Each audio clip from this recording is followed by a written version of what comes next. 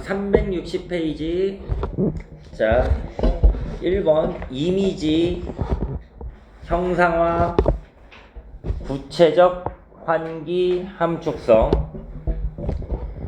2번 OOX. 3번 시각적, 미각적, 촉각적, 하강, 정적, 긍정적. 됐니? 자, 그럼 객관식 1번에 4번, 2번도 4번, 3번 금으로 타는 태양의 즐거운 울림. 자, 그 다음에 공감각적 심상 혹은 공감각적 이미지 혹은 감각의 전이. 감각의 전이가 이제 그 실제 수능에서 쓰이는 말이랬지.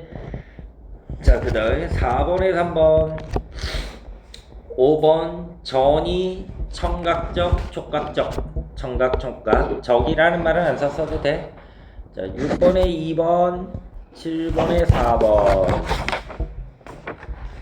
자, 그러면 오늘은 시어의 함성과 분류상계. 왠지 이것도 촬영을 한 것 같은데 가물가물하다. 이게 주말에 반이 뭐 8개가 넘으니까 어떤 반에서 뭐를 했고 뭘 촬영했고 이게 기억이 잘 안 나. 불쌍하지 않냐? 니네는 와갖고 이거 한 번 들으면 되는데 난 똑같은 걸 8번씩 막 해야 돼. 그래서 차라리 고3까지 좀 해갖고 다양한 수업을 좀 하고 싶어. 자, 시어의 함축성. 자, 우리가 첫날에 했던 얘기를 이제 떠올려 보면 시가 이제 대체로 소설보다 어렵다. 그 이유가 시든 소설이든 문학은 인간의 삶을 언어로 표현한 예술인데, 그때도 이제 우리 얘기했듯이 인간의 삶이라는 건 너무 어렵고 복잡한 얘기라 누구도 이걸 간단하게 얘기할 수가 없어요. 그런데 소설은 그나마 그 어렵고 복잡한 이야기를 하나의 스토리 안에 녹여내면서 너희들이 공감할 만한 요소들이 많기 때문에 상대적으로 이해하거나 공감하기 쉬운 반면, 시는 그 어려운 얘기를 굉장히 짧은 글에다가 압축을 해버리기 때문에 어려울 수밖에 없고, 거기서 이제 시의 가장 중요한 특성, 함축성이 이제 발생한다는 거야. 함축이라는 건 이제 하나의 말에 여러 의미를 이제 담아 놓는 거고, 그걸 우리가 실전에서 역으로 생각하면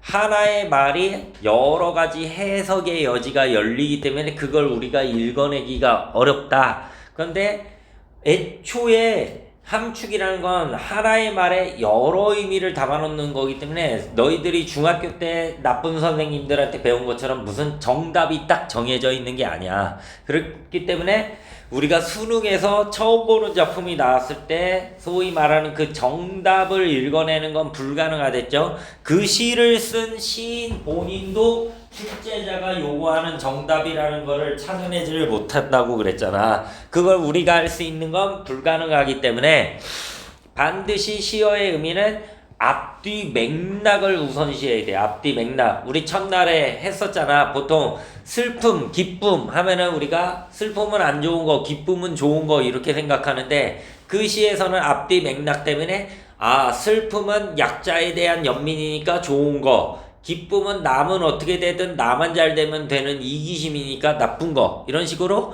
그 시어 자체보다도 오히려 앞뒤 맥락에 의해서 그 시어가 긍정적으로 해석되기도 하고 부정적으로 해석되기도 한다는 거야. 그래서 여러 번 강조하지만 시어의 의미는 반드시 앞뒤 맥락을 보면서 니네가 그게 긍정인지 부정인지 정도만 정확하게 파악하면, 소위 말하는 정답이라는 건 어차피 수능은 오지선다기 때문에 출제자가 선지에다가 1번, 2번, 3번 해갖고 걷다가 이미 적어놨을 수밖에 없어. 그래서 너희들이 이 맥락을 통해서 이 선지에서 하는 말이랑 내가 판단한 내용이 일치하는지 일치하지 않는지만 이제 잘 따지고 들어가도 수능 수준의 문제는 얼마든지 충분히 풀어낼 수 있다라는 거야. 그래서 다시 강조하지만 반드시 앞뒤 맥락을 봐야 됩니다.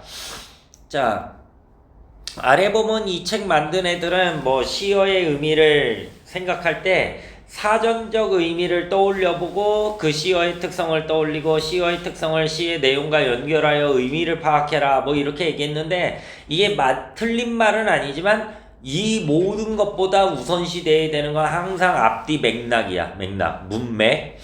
이 문맥을 파악해서 되니까 긍정이냐 부정이냐를 파악한 다음에 좀 더 나는 디테일하게 가고 싶다, 좀 더 완벽하게 해석을 하고 싶다 하는 친구들은 그 시어의 사전적 의미나 일상적 의미를 떠올리면서 긍정이라면 어떤 점에서 긍정이지, 부정이라면 어떤 점에서 부정이지, 이런 거를 이제 생각을 해보는 거야. 그래서 우리 슬픔이 기쁨에게에서도 눈이 보통 긍정적인 의미도 있지만 시련이나 고난 같은 부정적인 의미도 있으니까 한방눈은 강자에게는 아름답지만 약자에게는 고통을 주는 시련이기 때문에 부정적 의미구나, 이런 식으로 내용이 구체화됐던 거죠. 자, 일단 여기까지 질문할 거 없죠? 그러면 이제 넘어가서 본격적으로 비유와 상징을 배워보겠습니다. 비유와 상징. 니네 이제 교과서 나오는 출판사도 뭐 비상 있잖아. 그게 비유와 상징의 이제 줄임말이야. 자, 시에서 이제 비유를 통해서 시인들이 함축적 의미를 많이 만들어냅니다. 뭐 내 마음은 넓다 이렇게 얘기하면 이제 재수없잖아. 그래서 내 마음은 호수요 이런 식으로 비유를 한다는 거야. 그러면 오히려 우리 입장에서는 그냥 하고 싶은 말을 직접적으로 얘기하면 이해하기가 쉬운데 왜 이렇게 비유를 해서 우리를 어렵게 만드는가 생각할 수도 있지만, 만약에 시인이 하고 싶은 말을 직접적으로 말한다면 그건 더 이상 시가 아니라 논설문이 돼버리겠죠. 자, 그래서 이제 비유를 하는 이유는 뭐냐면은 일단 표현 자체의 참신성, 뭔가 새로움을 준다라는 거고, 무엇보다 가장 중요한 건 함축성이야. 하나의 말이 여러 가지 의미로 이제 해석이 되기 때문에 내 마음은 호소요 이러면 누군가는 저 사람은 마음이 넓나? 마음이 깊나? 마음이 깨끗한가? 마음이 고요한가? 마음이 맑나? 이런 식으로 다양한 해석을 하게 되겠지? 그게 이제 함축성이고, 시인들은 이 함축성을 추구할 수밖에 없어. 왜? 선생님이 시든 소설이든 영화든 그림이든 음악이든 예술은 모성 때문에 예술이랬지. 즉 쉽게 말해 한번 딱 봤을 때 이게 무슨 소리인지 몰라야 그게 예술이야. 그걸 시인들도 너무나 잘 알기 때문에 일부러 이런 함축적 의미, 해석의 여지를 열어놓음으로써 작품을 모호하게 만드는 거죠. 자, 그리고 이제 비유를 통해서 그 대상의 속성을 부각하기도 한다. 어떤 사람이 마음이 너무 넓은데 내 마음은 호수요, 내 마음은 바다요, 내 마음은 우주요, 이런 식으로 그 사람이 이제 마음이 넓다라는 특성을 부각할 수 있다라는 거죠. 자, 그래서 비유는 원관념을 이제 그와 유사성을 갖는 보조관념에 빗대어 이제 표현하는 거야. 이제 원관념, 보조관념이 뭔지 정도는 알죠? 내 마음, 원래 말하고 싶은 게 원관념, 그걸 빗댄 게 보조관념이야.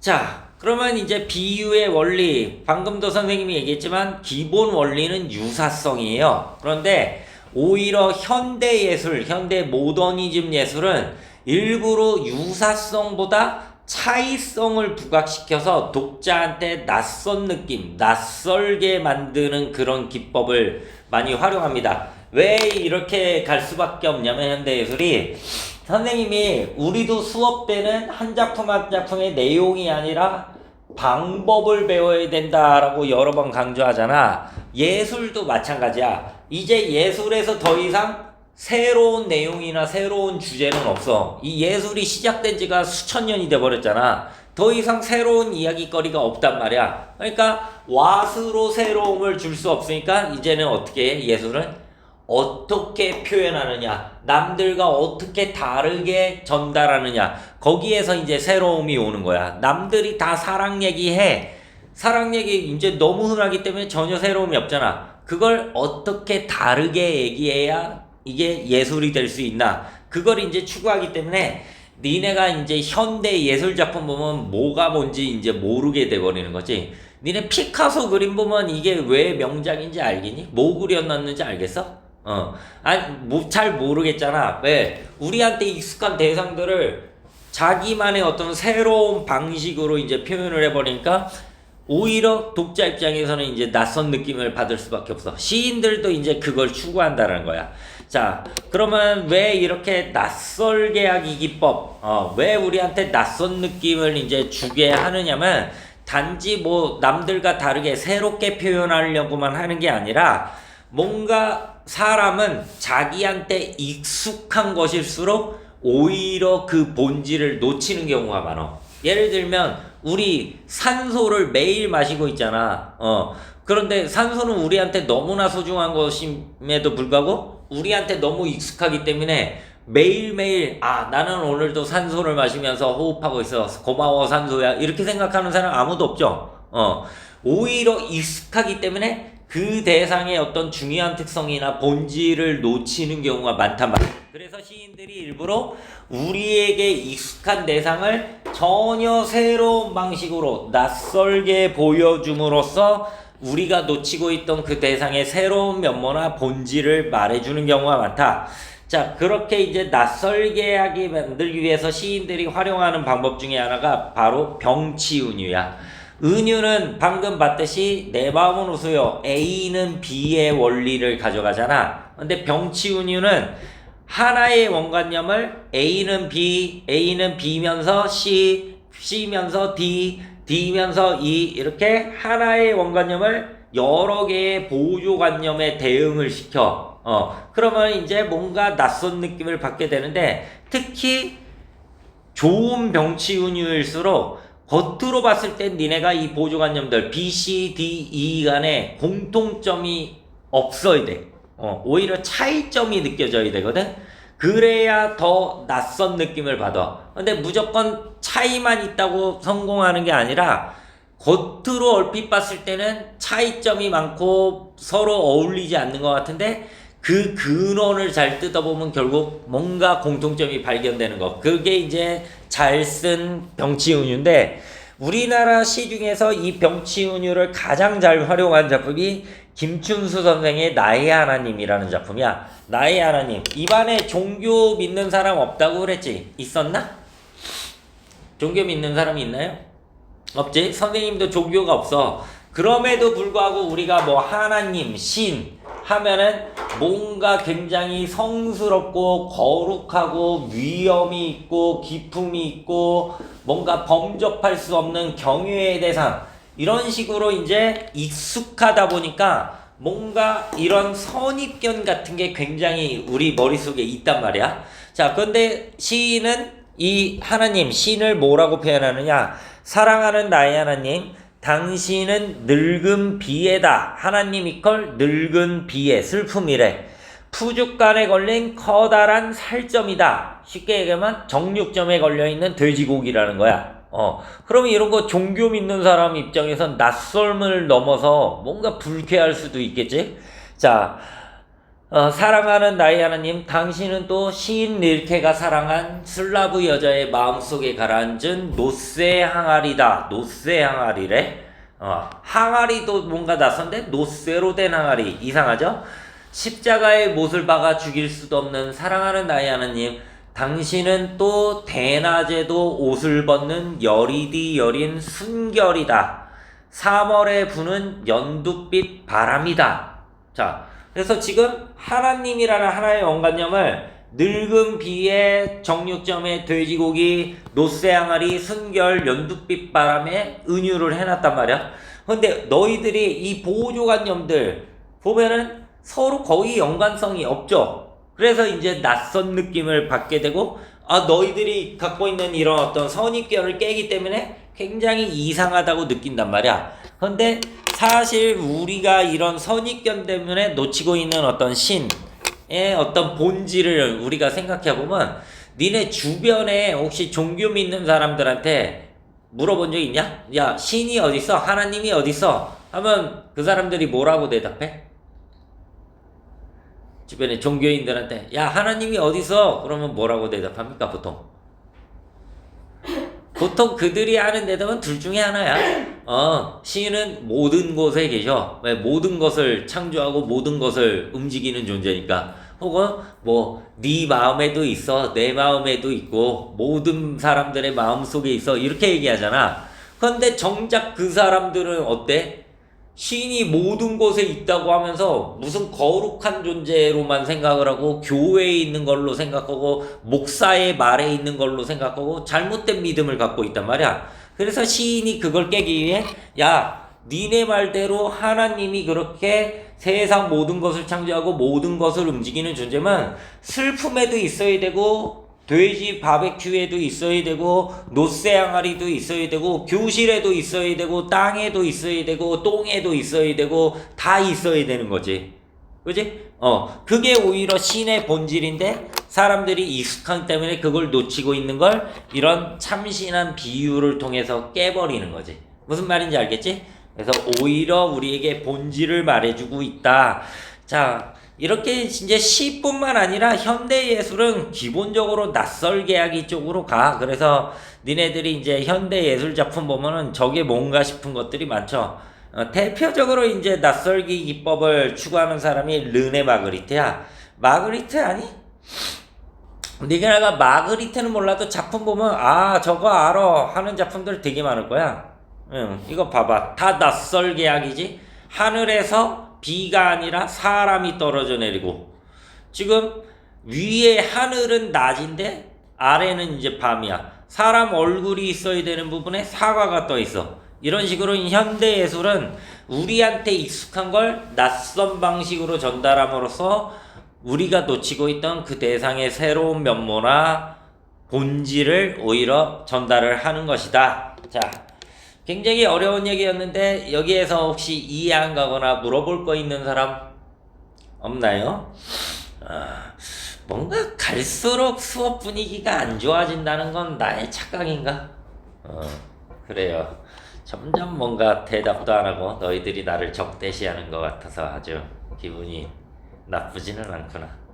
자, 그러면 이제 비유들 종류별로 이제 다시 공부해 봅시다. 중학교 때 배웠겠지만 또 까먹었겠죠? 자, 직유법 4가지 형식을 기억하면 돼. 뭐뭐처럼, 뭐뭐같이, 뭐뭐인 듯, 뭐뭐인 양. 그런데 뭐뭐인 양 거의 안 쓰고 보통 니네가 제일 많이 만나는 건 뭐뭐처럼, 뭐뭐같은, 뭐뭐같이야. 사과 같은 내 얼굴 이딴 식으로.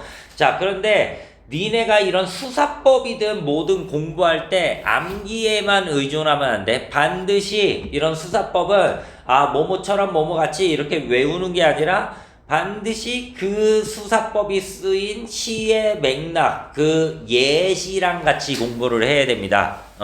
그래야 까먹지를 않고 새로운 작품에서 이런 수사법이 나왔을 때 이거 직유법이네, 이거 은유법인데 스스로 캐치할 수 있게 돼. 이거는 영어 단어 같은 거 암기할 때도 마찬가지야. 영어 단어 암기하는 제일 멍청한 방식이 단어 책 사갖고 외우는 거거든.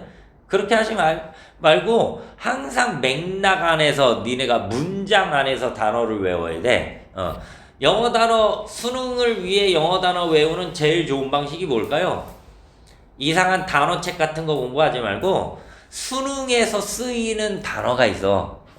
그래서 니네 주변에 양키 하나씩 있잖아. 주변 양키들한테 수능 지문 한번 보여줘봐. 그럼 걔네가 뭐라고 하냐면 야 이런 단어를 왜 써? 이거 나도 모르는 단어인데 막 이러거든.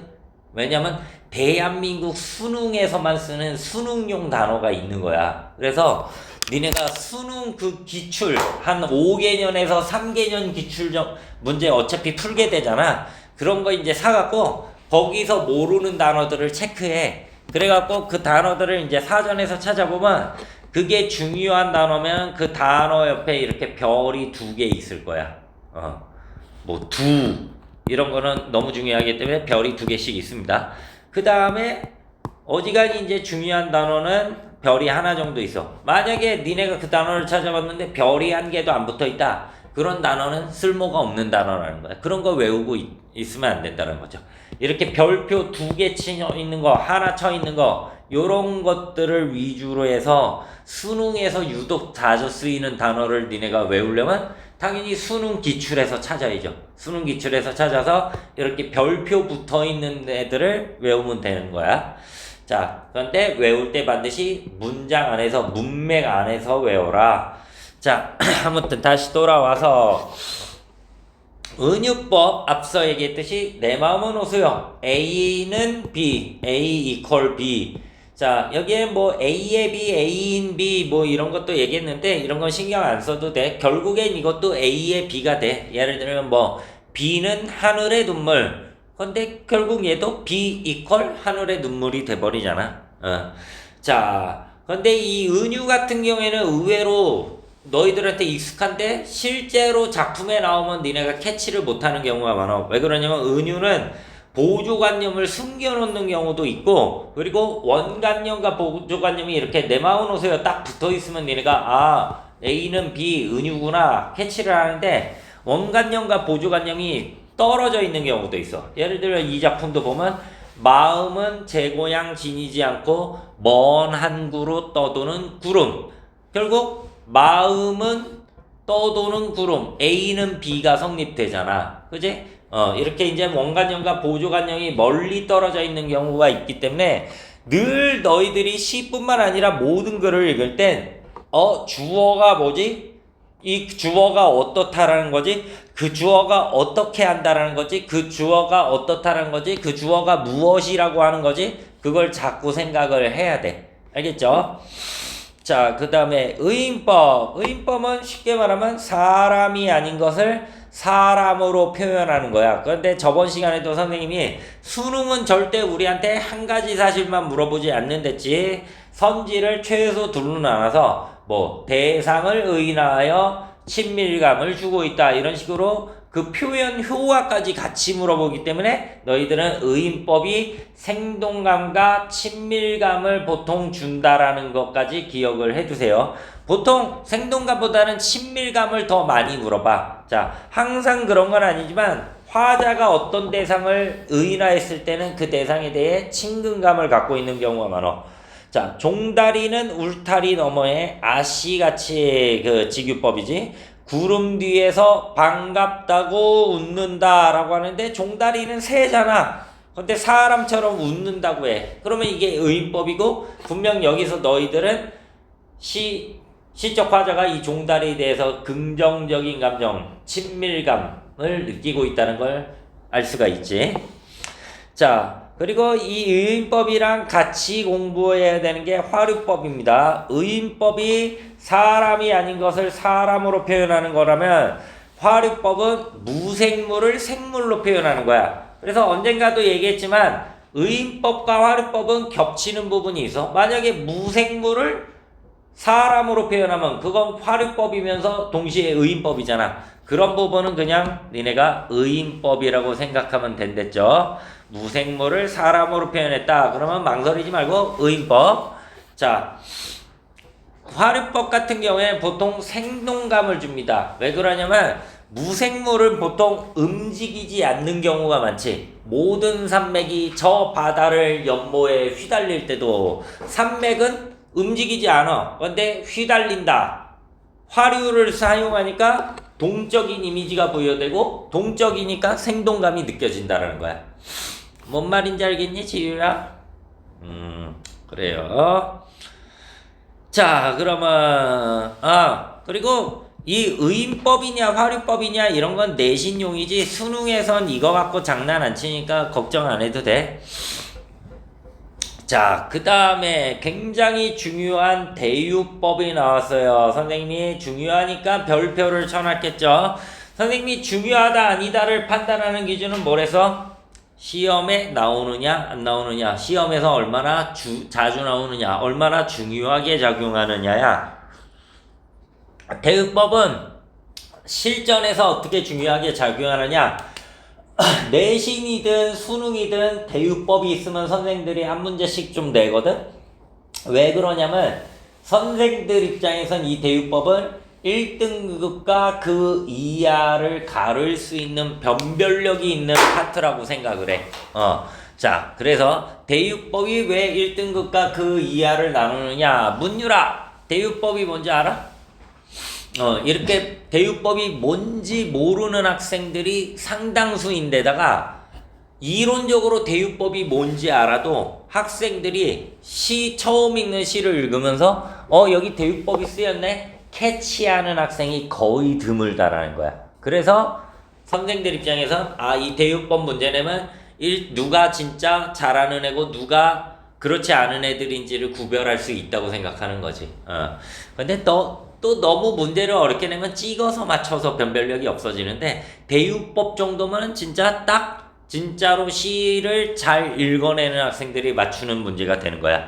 자, 대유는 이제 세분화해서 제유와 환유로 나뉘는데요. 이걸 니네가 너무 걱정할 필요 없어. 수능 수준 공부할 때는 그냥 이 제유, 환유 뭉뚱그려서 대유, 부분을 통해 전체를 드러내거나 그 원관념과 인접성이 있는 보조관념을 통해 빗대는 거구나, 이 정도로 알아두면 되고, 만약에 수능 수준에서 이 대유를 제유랑 환유로 나뉘어서 디테일하게 문제를 내고 싶다 하면 반드시 보기를 줄 겁니다. 제유가 뭐고 환유가 뭔지 니네한테 설명을 해줄 거야, 보기로. 그래서 이런 용어를 니네가 암기할 필요는 전혀 없어.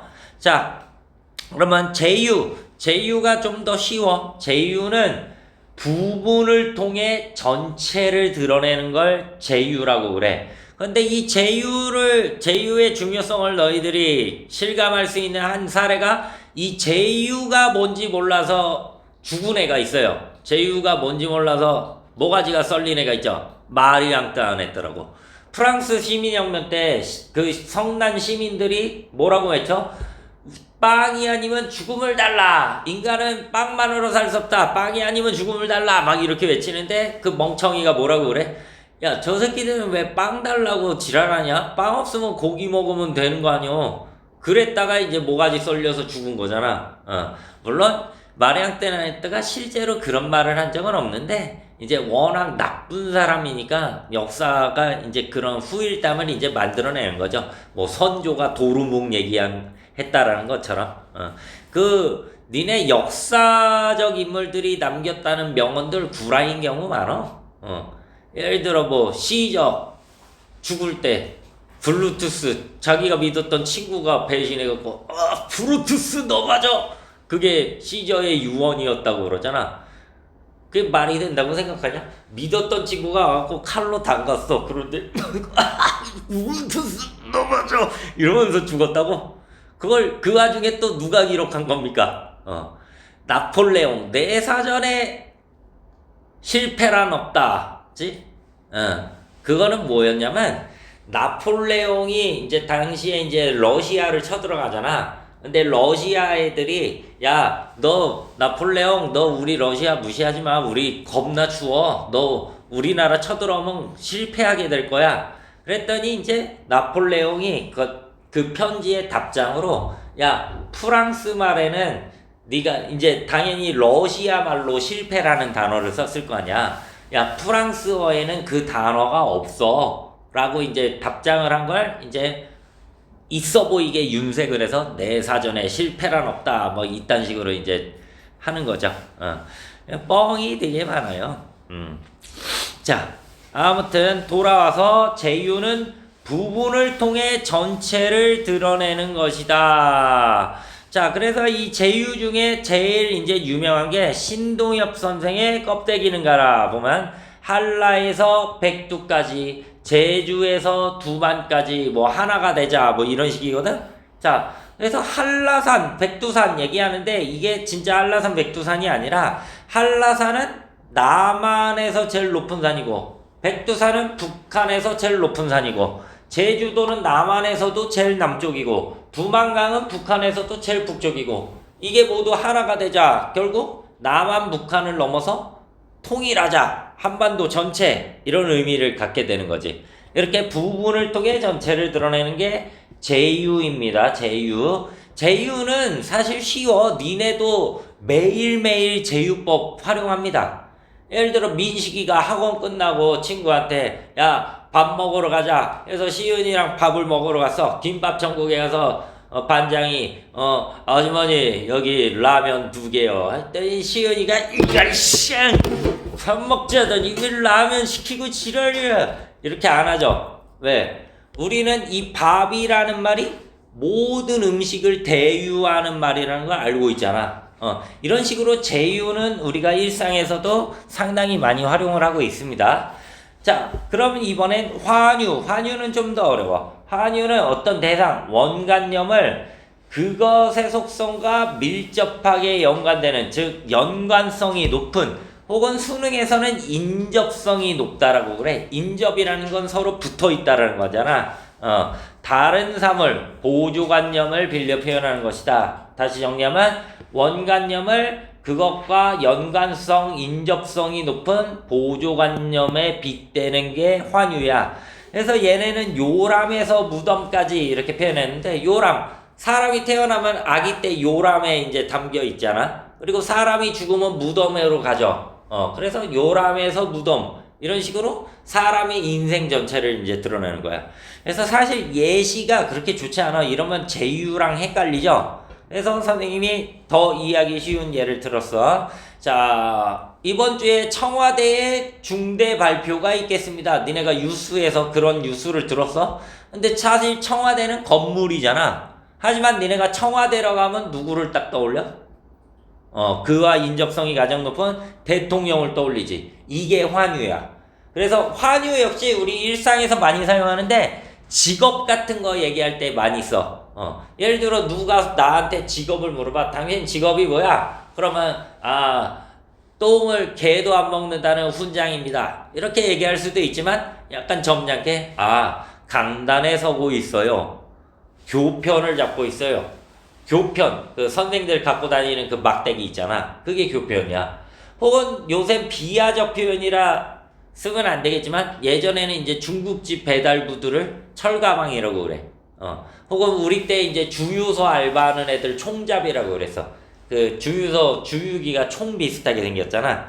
그런 식으로 이제 그 대상을 딱 떠올리게 만드는 연관성, 인접성이 높은 걸로 대신하는 걸 환유라고 하는 거야. 자, 그래서 이제 실제로 이게 난이도가 높은 문제로 나오기 때문에 한번 연습을 해봅시다. 지유야. 자, 이상화 선생이 일제강점기에 이런 시를 써. 빼앗긴들에도 봄은 오는가. 그러면 이건 제유인 것 같아, 환유인 것 같아? 빼앗긴 들. 여기서 참고로 들은 그 농사 짓는 들판. 빼앗긴들에도 봄은 오는가. 모르겠어요. 그러면은 채윤이 빼앗긴들에도 봄은 오는가. 제유 같아, 환유 같아? 자신 있게 해봐.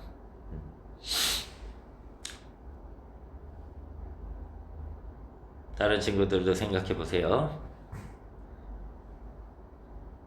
시윤이? 얘는 제유입니다.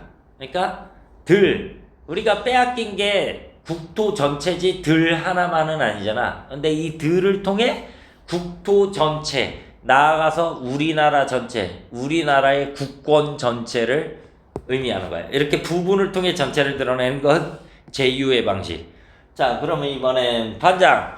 패는 칼보다 강하다. 이딴 말이 있어. 이거는 제유일까 환유일까? 얘는 환유입니다. 펜이 이성이나 지식의 일부는 아니지. 하지만 우리가 뭐 펜, 야, 쟤 먹물이야. 쟤 가방끈이 길어. 이러면은 지식인 떠올리잖아. 이런 먹물, 가방꾼 이런 말들이 또 환유의 방식이야. 자, 그리고 칼, 총 이런 거 하면 우리가 폭력을 떠올리겠지? 이런 방식을 환유라고 합니다. 그래서 좀 어려워. 그래서 선생님이 이제 1등급과 이하를 나누는 개념이라고 얘기를 했던 거야. 그래서 환유, 대유 별표 쳐놨으니까 잘 기억해 두시고, 수업할 때 이렇게 좀 틀려봐야 돼. 선생님은 너희들한테 정답을 요구하는 게 아니라 자신있게 대답하면 돼요. 자, 그 다음에 중의법. 중의법은 하나의 표현을 두 가지 이상으로 해석되도록 만드는 거. 원관념을 담았다기보단 지우고서 그냥 두 가지 이상의 의미로 해석되도록 의도한 표현이야.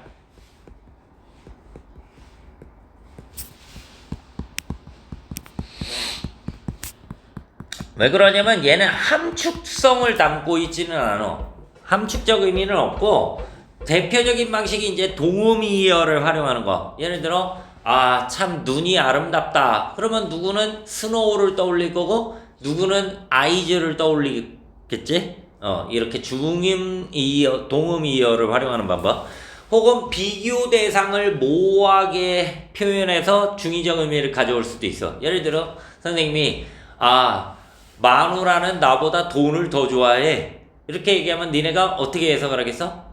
어떤 친구는 선생님 마누라랑 둘 다 돈을 좋아하는데 그 정도가 마누라가 더 심하구나 로 해석할 수도 있고, 어떤 친구는 마누라는 선생님이랑 돈이랑 물에 빠지면 돈을 건질 사람이구나 이렇게 해석할 수도 있겠지. 참고로 선생님은 마누라가 없습니다. 뭐 당연하다는 표정이구나. 그래요.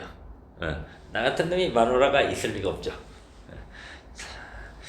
니네는 뭔가 수업 때 대답은 안 하는 것 같은데 또 의외로 나에 대해서 잘 파악하고 있는 것 같구나. 그래요. 대답만 안 하는 거지 마음속으로는 열심히 듣고 있나? 그런 거였어? 그래요. 자, 선생님은 마누라가 있을 수 없습니다. 보통 여자를 사귀면은 3개월 이내에 죽어요. 선생님 전 여친들은 다 죽었습니다. 보통 당뇨가 옵니다. 너무 달콤하기 때문에.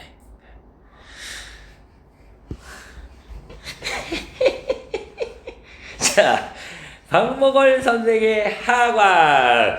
얘들아, 이 하관 되게 자주 인용되는 중요한 작품인데 이거 자주 나오니까 배경 지식을 줄 테니까 기억해도, 이 작품은 박목월 선생이 진짜로 친동생이 죽었을 때 쓴 작품이야. 자, 관이 내렸다. 깊은 가슴 안에 밧줄로 달아내리듯 주여 용납하옵소서. 머리맡에 성경을 얹어주고 나는 옷자락에 흙을 받아 좌르르 하직했다. 자, 하직이라는 말이 우리가 작별 인사할 때 하직 인사라고 얘기를 하잖아. 동생이 죽었으니까 마지막 인사를 하는 거구나로 해석할 수도 있지만, 땅에 이제 들어가 있는 동생의 관에 흙을 이렇게 뿌려줬구나로 해석될 수도 있는 구절입니다. 이런 게 이제 중의법이에요. 자, 그 다음 이제 풍유법. 풍유법은 안중에 그냥 속담이나 사자성어나 명언 같은 거 인용하는 걸 풍유법이라고 그러는데 수능에서는 안 물어보고 오히려 니네는 관용 표현이 뭔지 정리하고 잠깐 쉽시다. 자, 관용어, 관용 표현은 둘 이상의 단어가 합쳐져 새로운 의미로 쓰이는 표현이다. 예를 들어 A라는 단어와 B라는 단어를 우락가이 하면 보통 그 뜻이 A, B랑 비슷해야 될 거냐? 근데 관용 표현은 이 A랑 B랑 조합이 돼서 전혀 새로운 의미, C라는 의미를 만들어서 예전부터 많은 사람들이 써오는 표현을 이제 관용 표현이라고 그래. 보통 신체에 관련된 표현들이 많아요. 뭐 눈이 높다. 눈이 뭐 관자놀이에 아니 정수리에 달렸겠습니까? 어떤 기준 같은 게 굉장히 까다롭다라는 의미가 되겠지. 발이 넓다, 인맥이 넓다라는 뜻이겠지. 뭐 귀가 얇다 무슨 뜻이야? 귀가 얇다. 니네 말로는 팔랑귀 있잖아. 팔랑귀. 자, 나온 김에 그럼 팔랑귀 낱말에 막 휘둘리는 애들을 이제 표현하는 한자성어가 부화뇌동이야. 부화뇌동. 자기의 주관이나 줏대 없이 다른 사람 말에 휘둘리는 거. 뭐 중국집 짜장면 먹으러 갔는데 친구가 야 짬뽕 먹자. 그러면 짬뽕 좋지. 뭐 이러는 애들 있잖아. 그런 게 이제 귀가 얇은 거고 부화뇌동이라고 합니다. 알겠죠? 그러면 문유라 손이 크다. 이건 무슨 뜻이지?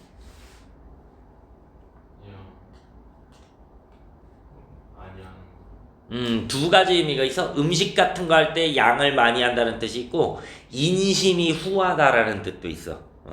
그러면은 지유야 너 귀 빠진 날이라고 들어봤어? 귀 빠진 날? 오늘 나 귀 빠진 날이야. 무슨 뜻인지 몰라? 생일이야 생일.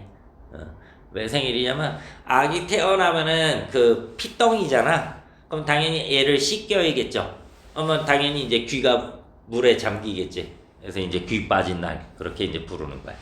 자, 아무튼 풍유법 일단 여기까지 질문할 거 있나요?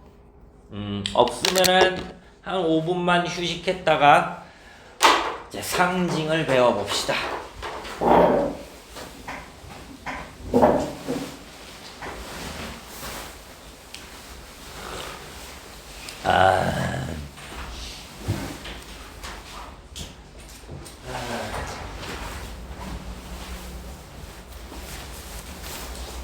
마이크를 하나 사야 되나? 목이 너무 아파.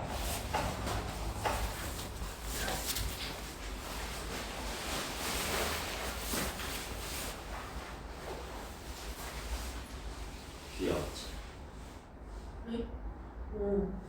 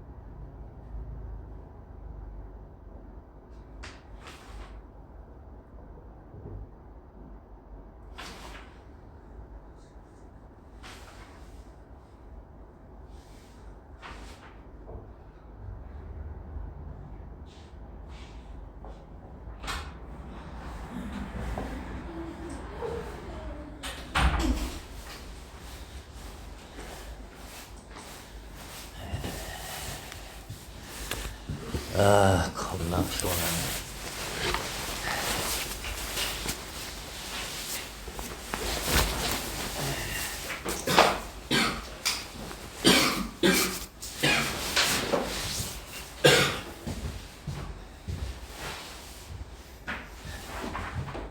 문유라, 이제 일어나라.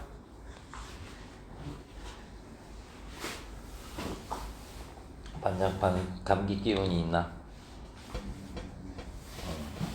오늘 뭐 국어 끝나고 또 뭐 있어? 1시 반에 영어 오늘은 쉬어.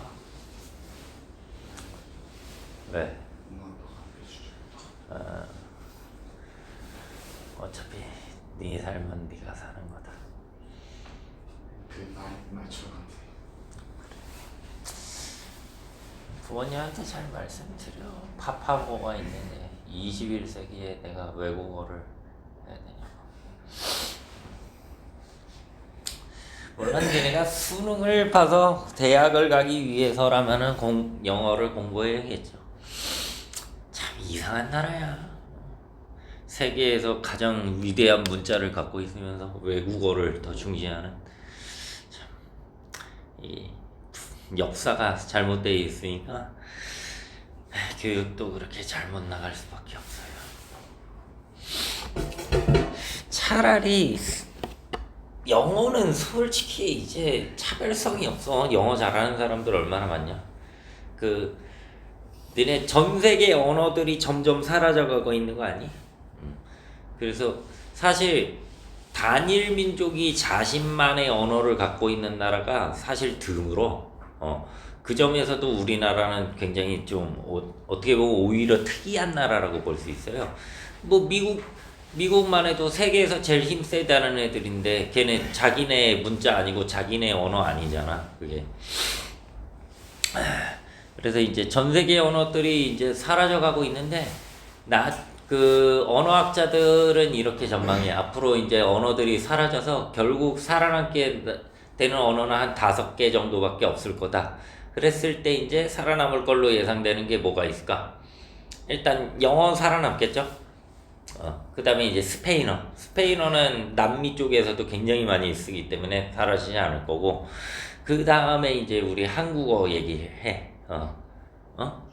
중국어 안 없어지겠죠. 근데 걔네는 문자가 너무 구려갖고 사실 중국 내부적으로도 그 문자를 다른 걸로 바꿔야 되지 않냐, 뭐 그런 얘기가 나오거든.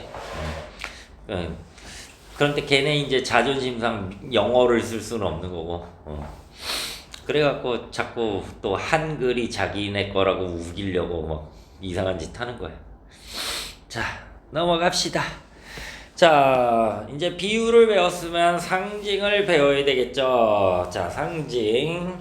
표현하고자 하는 대상을 숨기고, 그러니까 원관념을 숨기고 구체적인 다른 사물로 대신하여 표현하는 방법으로, 자, 원관념은 시에 드러나지 않고 보조관념만 드러나는 걸 얘네가 비유와 상징의 어떤 차별점으로 설명을 했는데, 이건 맞는 말도 아니고 틀린 말도 아닙니다. 왜 그러냐면 비유 중에서도 원관념이 숨겨져 있는 경우가 많어. 은유도 원관념을 일부러 숨기는 경우도 많고, 방금 배웠던 대유법, 원관념 다 숨어있지.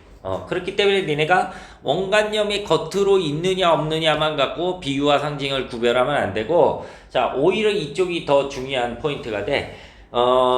비유 같은 경우에도 요새는 일부러 차이점을 언급하는 경우가 있는데, 대체로 비유는 어쨌든 원관념과 보조관념 사이에 유사성이 있는 경우가 많거든. 근데 상징은 오히려 원관념과 보조관념 간에 공통점이나 유사성이 없는 경우가 많아. 예를 들어 푸른 하늘에 흰 비둘기 하면은 니네가 뭘 떠올립니까? 비둘기 하면 뭐의 상징이라고 그래? 평화 떠올리는데, 과연 비둘기와 평화 간에 어떤 유사성이나 공통점이 있나요? 비둘기가 도대체 왜 평화의 상징인지 모르겠죠? 그치? 비둘기가 만약에 뭔가랑 유사성이 있다면 그건 병균, 바이러스, 죽음, 질병, 파멸, 음식물 쓰레기 뭐 그런 거죠. 방금도 보니까 음식물 쓰레기 봉투 비둘기 2마리가 겁나 파헤치고 있더만. 혹은 너희 학교 급식 뭐 그런 게 이제 비둘기와의 유사성인데 이제 비둘기는 사실 그 파블로 피카소 때문에 좀 평화의 상징이 된 측면이 있어. 예전에 이제 스페인에서 무슨 평화에 관련된 행사를 했는데 스페인을 대표하는 화가가 피카소잖아. 그래서 그 행사를 위한 포스터를 이제 피카소한테 맡겼는데 피카소가 거기에 평화의 상징으로 하얀색 비둘기를 그려놓은 거야. 그것 때문에 이제 비둘기가 유명해지고 멍청한 우리나라 당시 이제 군사 독재 이런 놈들이 올림픽 같은 거 할 때 그 비둘기가 평화의 상징이랍시고 비둘기를 수입해 옵니다. 수천 마리를 수입해 와갖고 그 올림픽 개막할 때 성화봉송하잖아. 성화봉송할 때 비둘기 날리는데 미친 놈들이 대부분은 잘 갔는데 일부가 그 성화에 뛰어들면서 스스로를 이제 부어버리더라고. 그게 아주 올림픽. 당시에 88년도 그때 선생님이 7살이었다. 그 성화봉송 때 비둘기가 성화에 뛰어드는 모습을 보면서 아주 즐거웠죠. 좀 하면 응? 그래요. 그거 입어. 너무 더워가지고. 그렇지. 감기 걸리면 그게 문제야.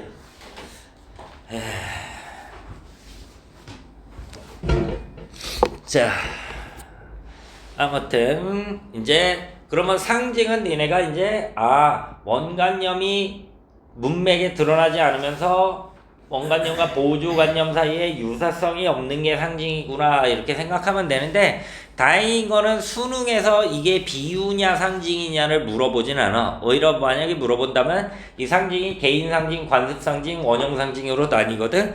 이 셋의 차이점을 물어볼 수는 있는데 그것도 거의는 안 물어보고 그냥 이 각각의 상징이 어떤 상징성을 갖느냐 이걸 이제 물어봅니다. 자, 이 중에서 이제 가장 흔히 쓰이고 가장 중요한 게 이제 원형 상징이니까 원형 상징을 먼저 봅시다. 원형 상징, 특정 사회나 집단을 뛰어넘어. 이제 니네 고등학생이니까 자꾸 어려운 단어도 익혀야 돼. 남녀노소, 남자냐 여자냐 나이가 많냐 적으냐 동서고금, 동양이냐 서양이냐 과거냐 현재냐 이런 거를 초월해서 그냥 모든 인류가 사람이라면 다 공통적으로 동감할 수밖에 없는 상징을 이제 원형 상징이라고 합니다. 니네가 만약에 타임머신 타고 고려시대로 가. 그래서 고려 사람한테 조상님 물은 생명의 상징이죠 하면은 고려 사람이 못 알아들을까? 당연히 알아들을 겁니다. 니네가 어디 파푸아 뉴기니 가갖고 별은 꿈과 희망의 상징이죠. 그럼 파푸아 뉴기니 사람들이 별이 왜 희망이야? 그럴까? 아니지. 다 공감을 할 겁니다. 이런 게 이제 원형 상징. 누구나 공감할 수밖에 없는 상징이 되겠어요. 최윤아, 불은 열정. 어때?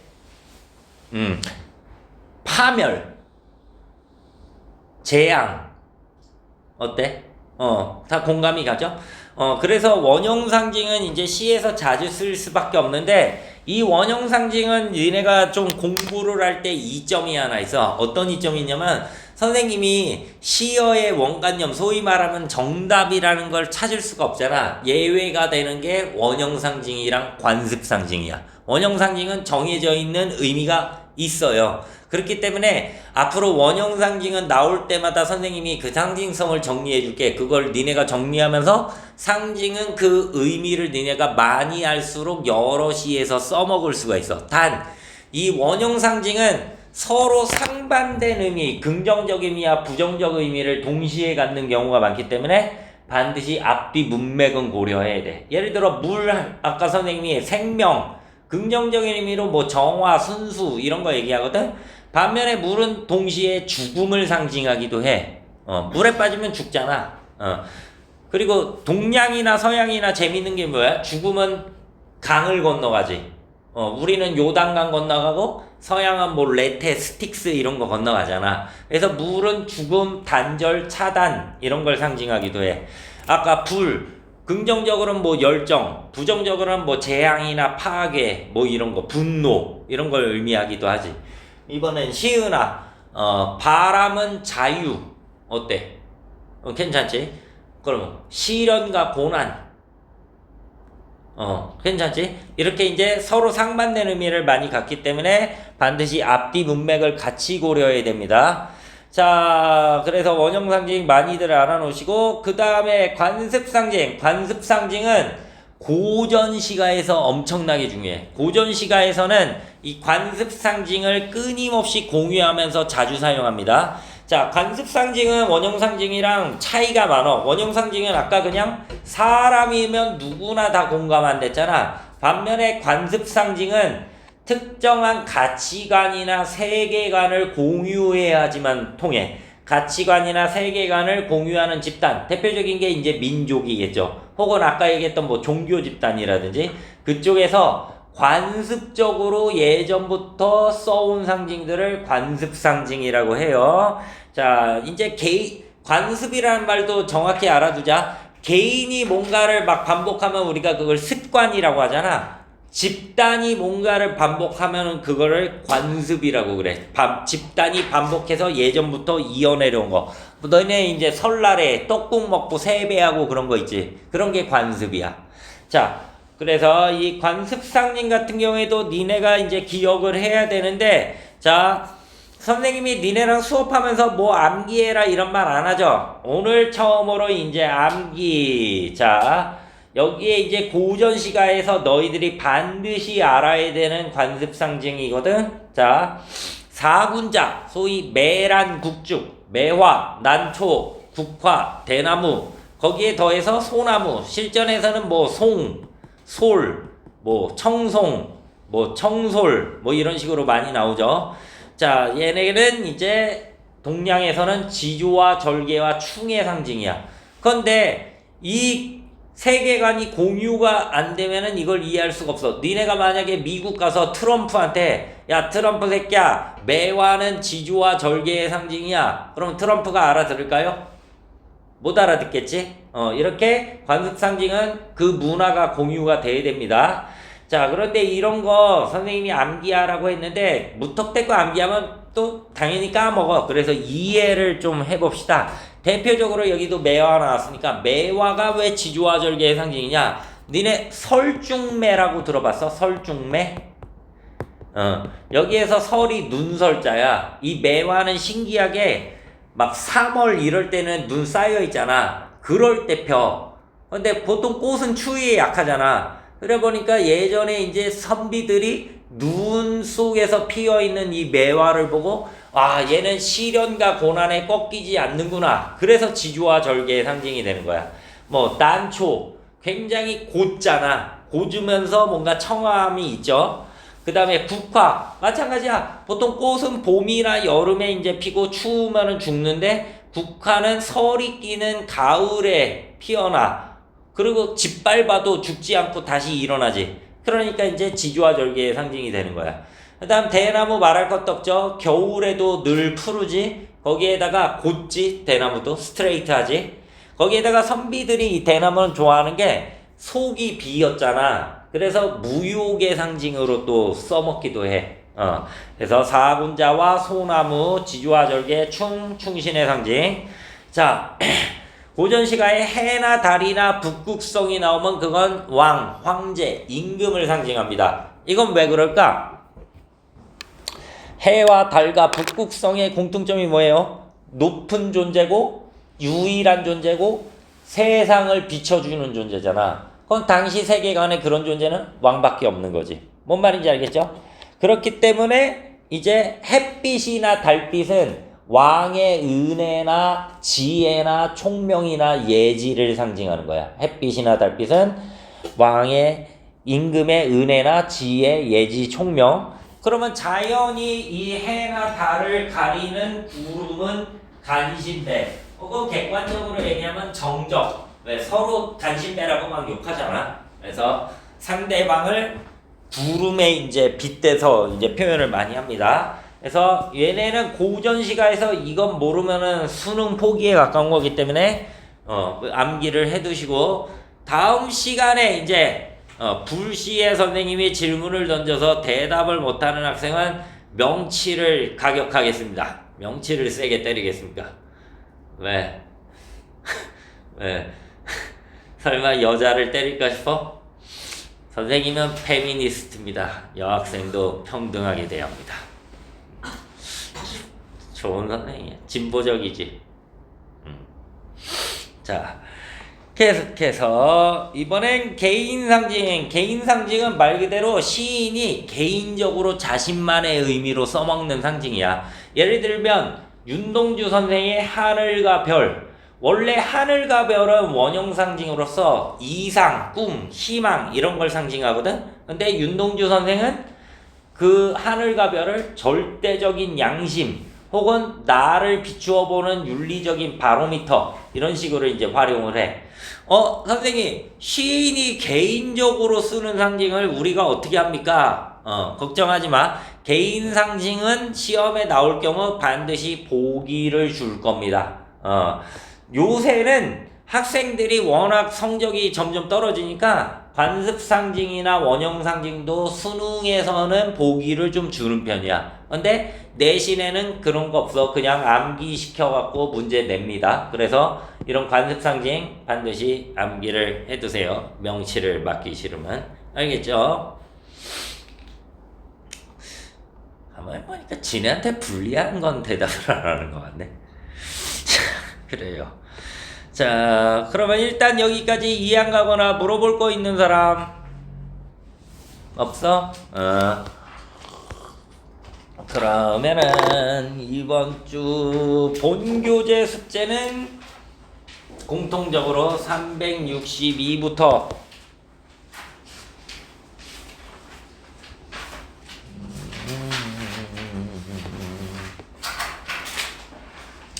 367까지가 되고,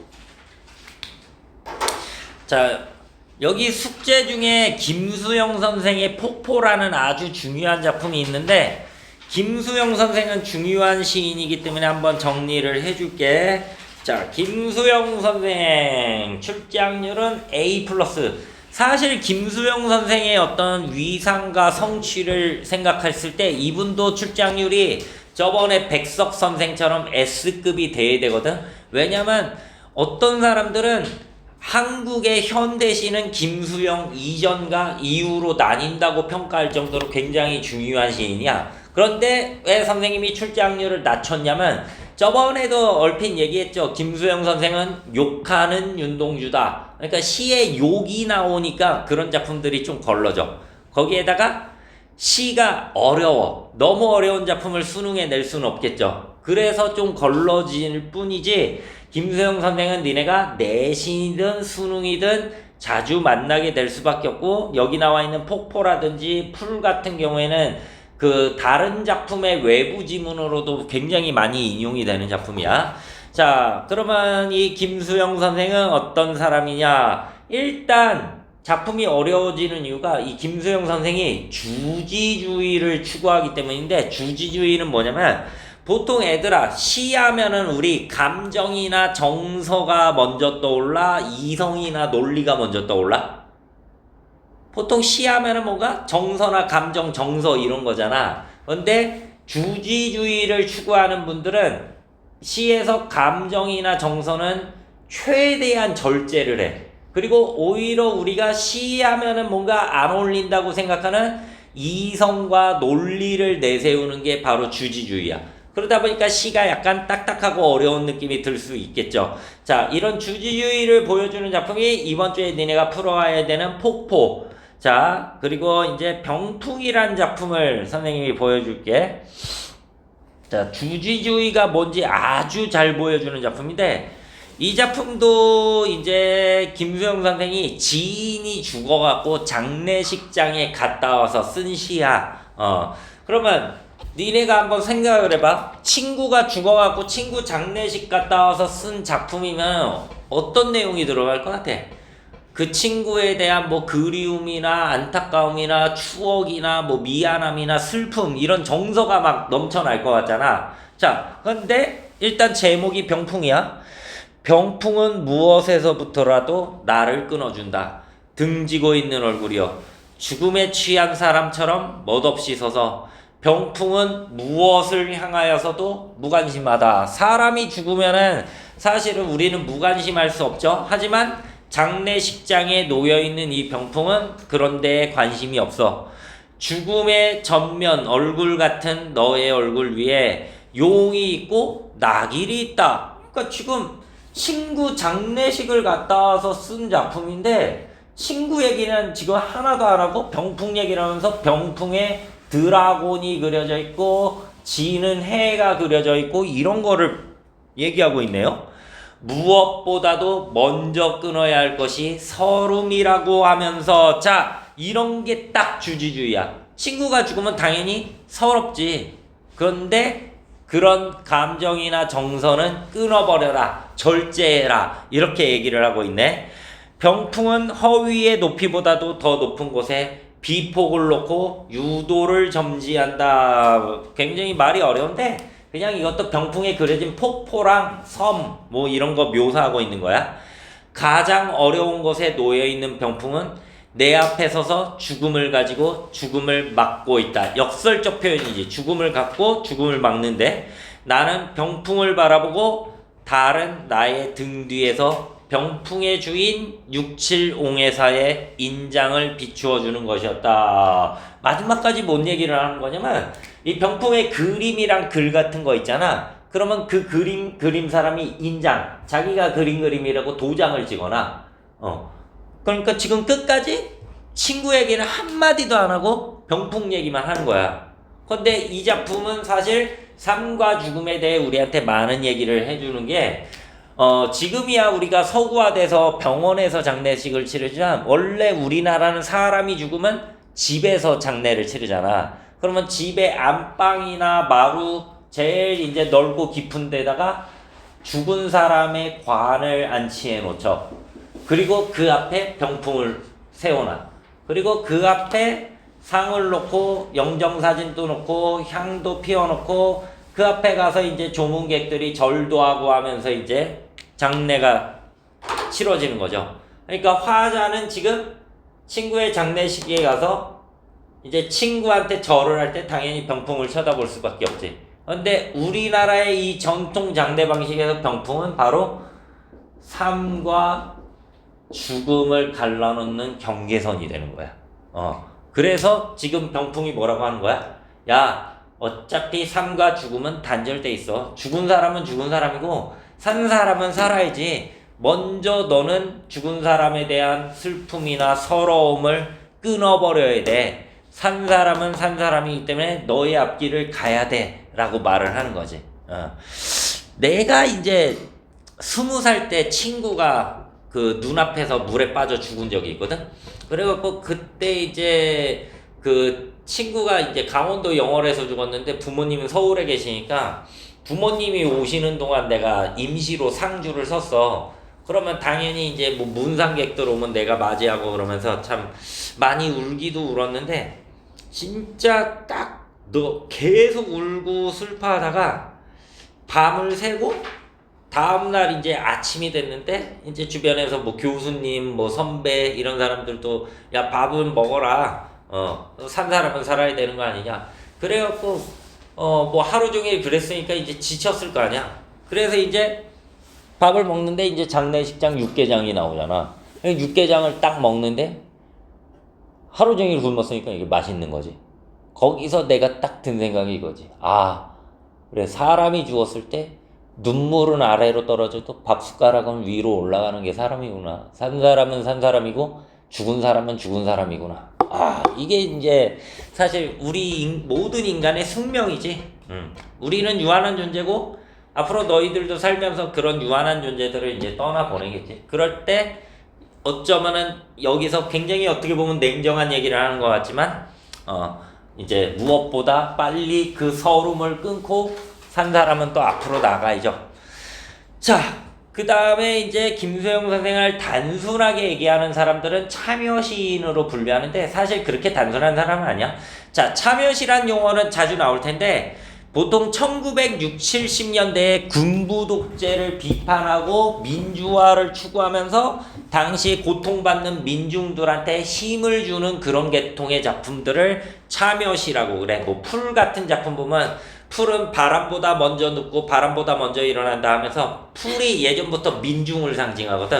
그런 어떤 민중의 힘을 얘기한다든지. 자, 그런데 김수영 선생은 욕하는 윤동주를 했죠. 윤동주 선생이 그랬듯이 그런 불이한 상황에 적극적으로 맞서지 못하는 자신의 소시민성, 소시민이란 단어 굉장히 중요합니다. 소시민을 우리가 이제 일상이나 사회학에서는 중산층 이하의 우리 같은 시민들을 소시민이라고 얘기하는데, 문학에서 말하는 소시민은 뭐냐면 뭐가 옳고 그른지 다 알아. 그런데 항상 내가 최우선인 사람, 자기 안위가 최우선인 사람. 그렇기 때문에 때로는 불의에 눈을 감고 정의를 추구하지 못하는 사람을 소시민이라고 그래. 뭔 말인지 알겠지? 뭐가 정의롭고 뭐가 옳은지 아는데 그걸 못하는 사람. 자, 그래서 스스로를 반성하고 성찰하는데 여기서 윤동주 선생이랑 차이가 나는 거야. 윤동주 선생은 그 성찰을 굉장히 아름다운 언어로 얘기하고 일제강점기의 암울한 현실도 아름다운 언어로 얘기한다면, 김수영 선생은 그걸 일상의 용어와 심지어는 욕설로 이제 표현을 한다는 건데, 이 김수영 선생이 남긴 말 중에 제일 유명한 말 중에 하나가 젊은 시인들이여 가래침을 뱉어라야. 가래침을 뱉어라. 이게 뭐냐? 이제 쉬운 의미로 첫 번째 의미를 얘기해 주자면, 김수영 선생의 생각은 이거야. 일본 놈들 군부 독재 그런 더러운 새끼들 얘기하면 더러운 말로 비판을 해야지, 그 더러운 것들을 어떻게 아름다운 시어로 표현하느냐 이거지. 더러운 건 더럽다고 얘기하고 걷다가 침을 뱉어야 된다. 자, 그리하여 이제 김수영 선생 복잡한 분이지만 이분의 작품 세계 전체를 관통하는 단 하나의 주제를 뽑으라고 하면 그건 자유야. 군부 독재 시절이니까 당연히 언론의 자유가 없었겠지. 할 말은 하는 자유. 근데 여기서 중요한 포인트는 뭐냐?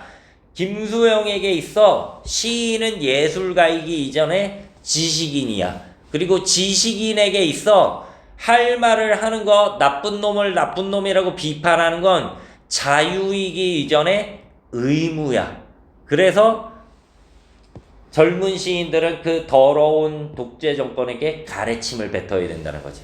이 가래침이라는 게 두 가지 의미를 갖고 있어. 일단 그런 나쁜 놈들한테 가래침을 뱉어주는 건 걔네한테 모욕감을 주고 우리 입장에서 통쾌하지.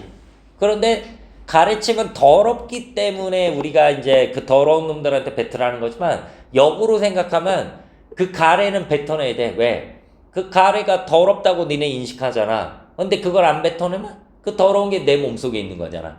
그러니까 이 나쁜 놈들한테 가래침을 뱉는 건 걔네를 비판하는 행위인가 동시에 나 자신을 깨끗하게 정화하는 행위인 거야.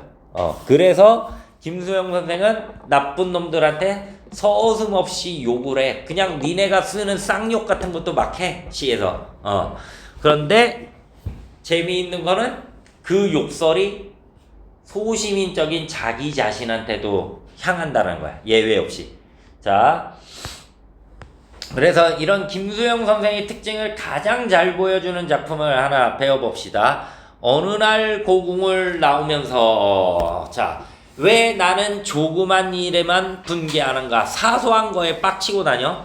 저 왕궁 대신에, 왕궁의 음탕 대신에, 여기서 왕궁은 당시에 박정희 독재 정권을 의미하는 거야. 걔네가 부정부패 저지르고 사람들 죽이는데 진짜 지식인이면 이 나쁜 놈들한테 분개해야 되는데 거기에는 한마디도 못하고 50원짜리 갈비가 기름덩어리만 나왔다고 분개하고, 옹졸하게 분개하고, 설렁탕집 돼지 같은 주인년한테 욕을 하고, 옹졸하게 욕을 하고, 욕이 나왔죠? 근데 이 욕은 잘 생각해보면 그 식당 아줌마를 모욕하는 욕이 아니야.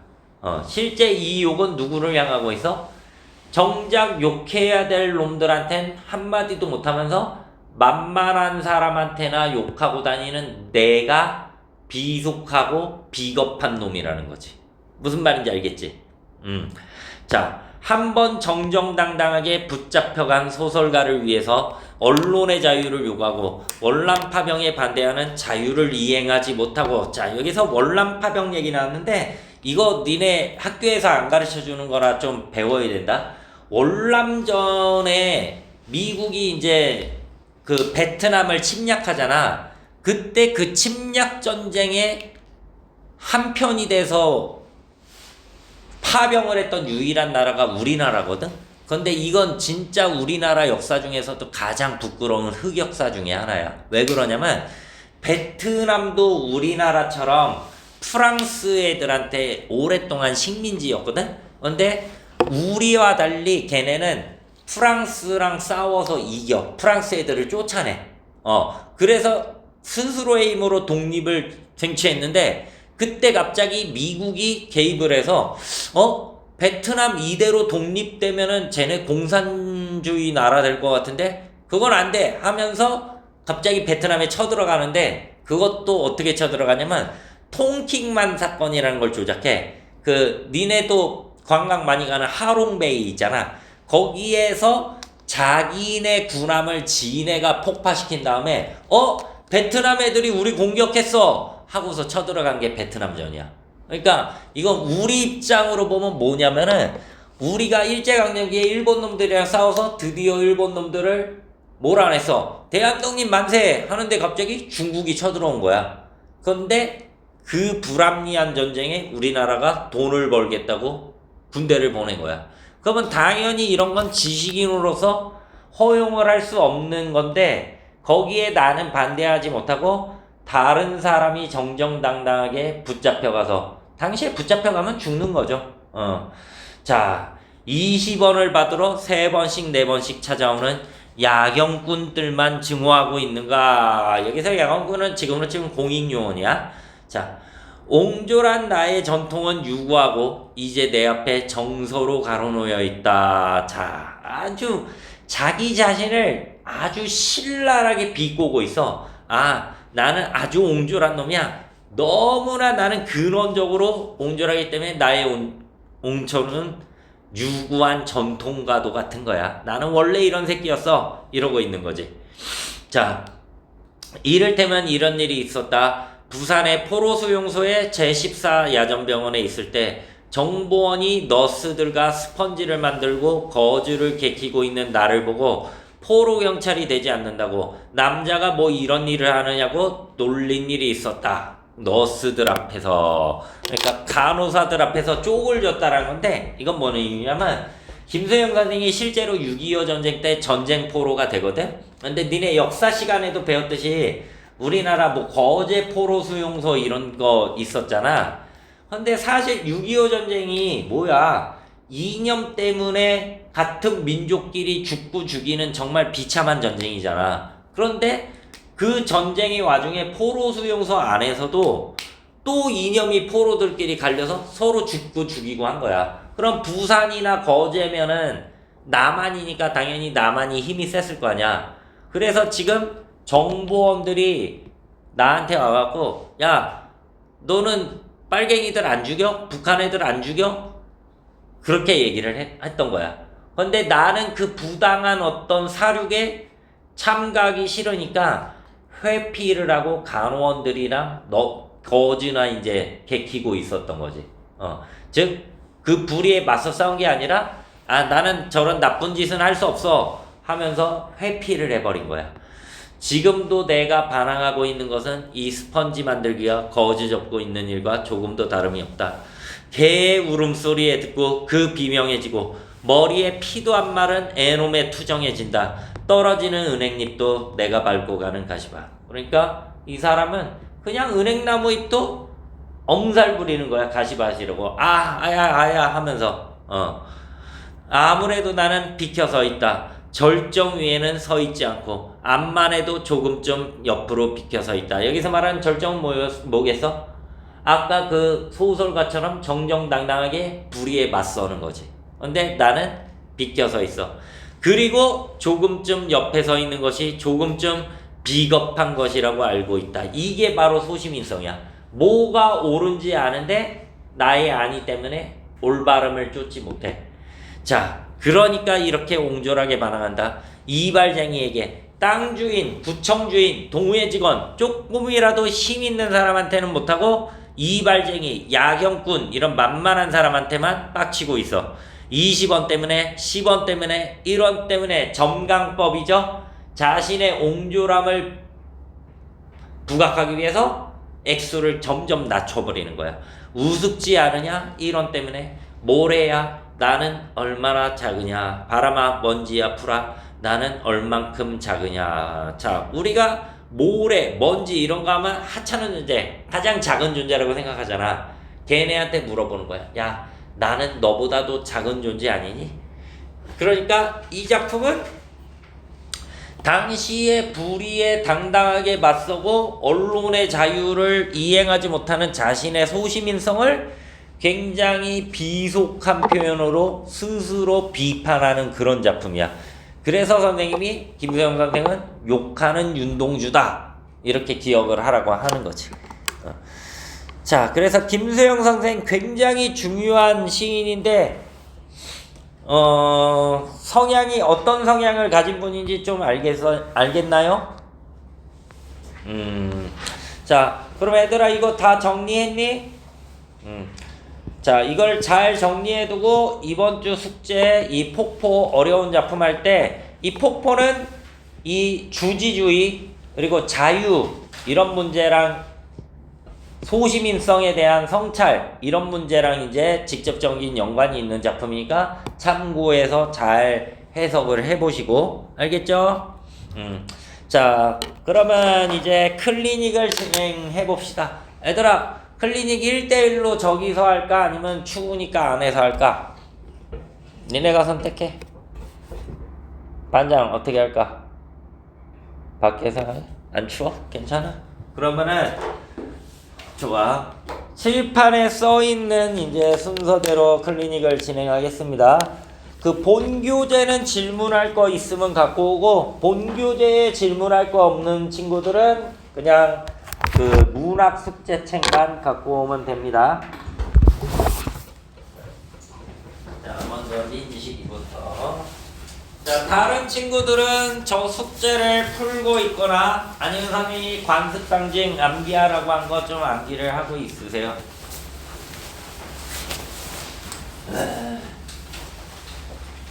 가자.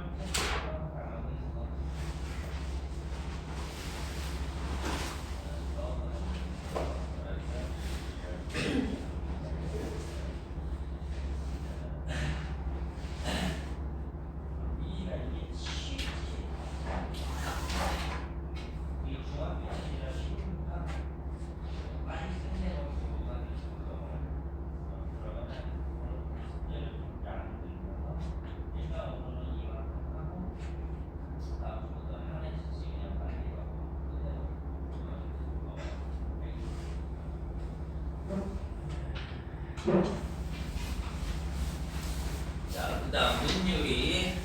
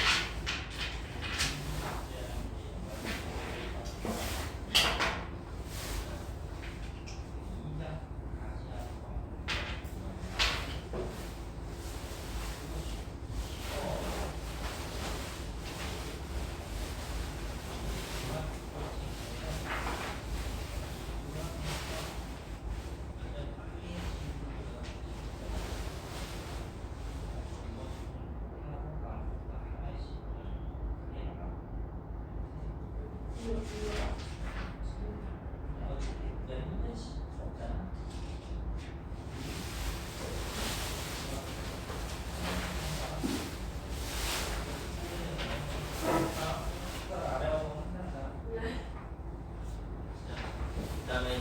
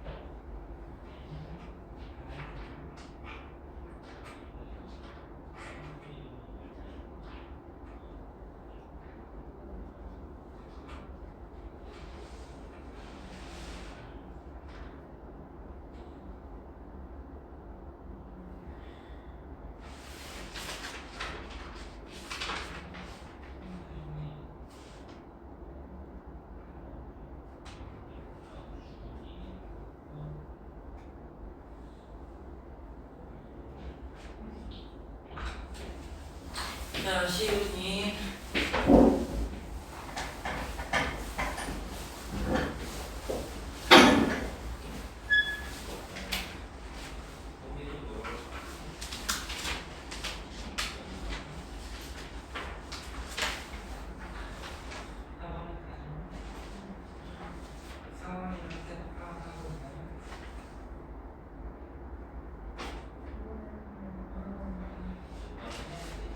사실 지금 딱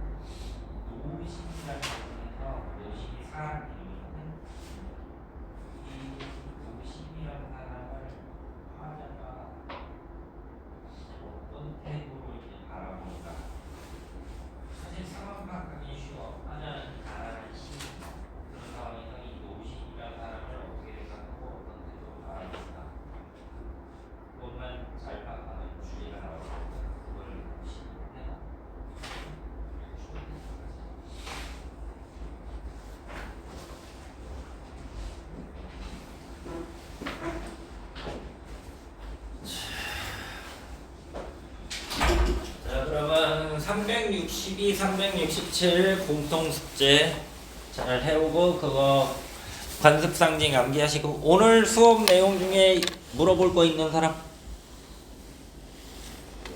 없어? 그래.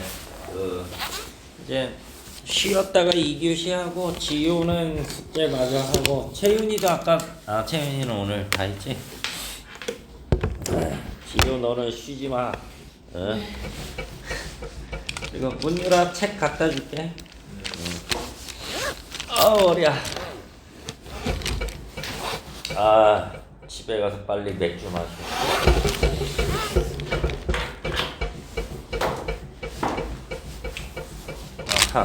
녹화가 되고 있어.